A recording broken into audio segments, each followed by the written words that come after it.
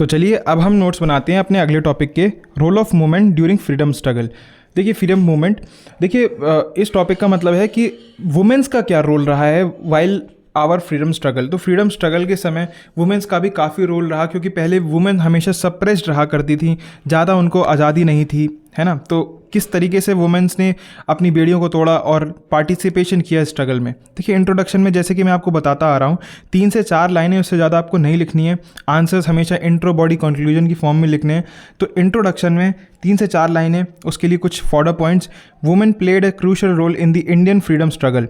There participation transformed the movement from an elite political struggle into a mass movement. तो women का participation इसलिए important था कि पहले जो था भाई, नेशनल लीडर्स जो थे, बड़े बड़े तबके के लोग थे या ऐसे लोग थे जो मतलब उनको नॉलेज थी, मतलब उनका एक क्लास था, वही इस स्ट्रगल में पार्टिसिपेट कर रहे थे। लेकिन आफ्टर दैट वुमेन्स ने जब पार्टिसिपेशन शुरू किया तो कई सारे लोगों को इस चीज़ का मोटिवेशन मिला और कई सारे लोग इसमें आए, इसलिए मास मूवमेंट बना।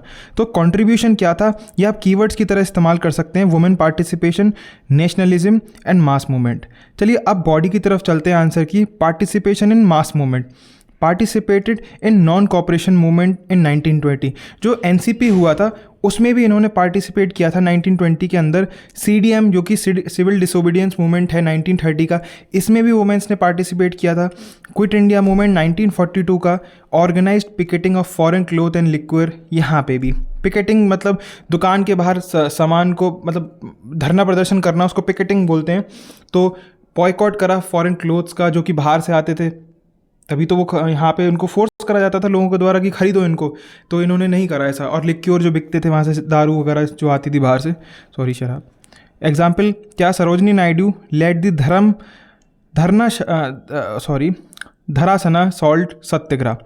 रेवोल्यूशनरी एक्टिविटीज़ देखें तो पार्टिसिपेटेड इन रेवोल्यूशनरी ऑर्गेनाइजेशन। तो इन्होंने क्या करा, जो रेवोल्यूशनरी ऑर्गेनाइजेशंस थी तो उसमें इन्होंने पार्टिसिपेट किया। असिस्टेड ग्राउंड मूवमेंट्स, ऐसा नहीं है कि मतलब इन्होंने सिर्फ कंट्रोल सेंटर्स में बैठे हैं और मेन हेड ऑफिस में बैठे हैं जहाँ पे ये चीज़ें वहाँ से कोऑर्डिनेट हो रही हैं। इन्होंने ग्राउंड पे भी आके काफ़ी धरने प्रदर्शन किए और काम किया। फेस्ड इम्प्रिजनमेंट एंड परसिक्यूशन, तो इन्होंने प्रताड़ना भी सही, परसिक्यूशन, इम्प्रिजनमेंट, इनको जेल भी जाना पड़ा, जैसे कि कल्पना दत्ता और प्रीति लता वदेदर।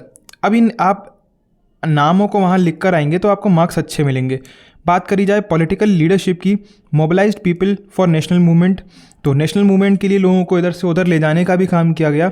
Addressed public meetings and campaigns, जिसमें कि सबसे बड़े नाम हैं एनी बेसेंट के और अरुणा असफ अली के। आप इन चीज़ों को कोट करके आएंगे तो मार्क्स आपको अच्छे मिलेंगे। सोशल रिफॉर्म्स एंड एम्पावरमेंट की बात करें तो वुमेन्स ने क्या करा, promoted Indian education, raised awareness about social equality, linked reform with women rights.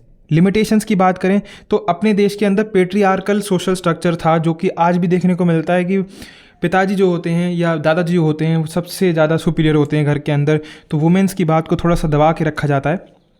Low literacy level, भाई पढ़ी लिखी औरतें नहीं हुआ करती थी पहले, जैसे आज कंधे से कंधा मिला के चल रही हैं, लेकिन पहले ऐसा नहीं हुआ करता था।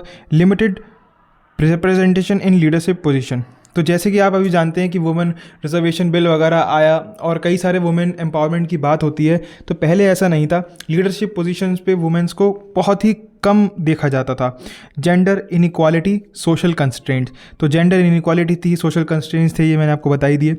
बात करी जाए कंक्लूजन की तो women significantly stand in the freedom movement, तो वुमेन्स का एक सिग्निफिकेंट यानी कि दिखने वाला और इम्पॉर्टेंट रोल था अपने फ्रीडम मूवमेंट्स के अंदर। Their contribution expanded social base of nationalism and inspired future generation, तो उनका जो कॉन्ट्रीब्यूशन था उसने सोशल बेस को एक्सपैंड किया। सोचिए वुमेन्स भी नहीं होती तो कितना कम होता क्राउड, या मतलब और लोगों को मोटिवेशन कैसे मिलता।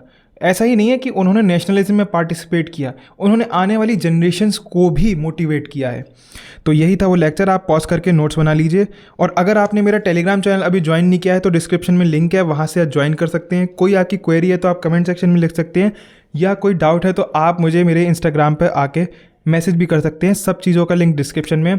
और अगर आपको वीडियो पसंद आया तो उस वीडियो को लाइक कीजिए, चैनल को सब्सक्राइब कीजिए। फिर मिलते हैं अगले लेक्चर में। Thanks for watching.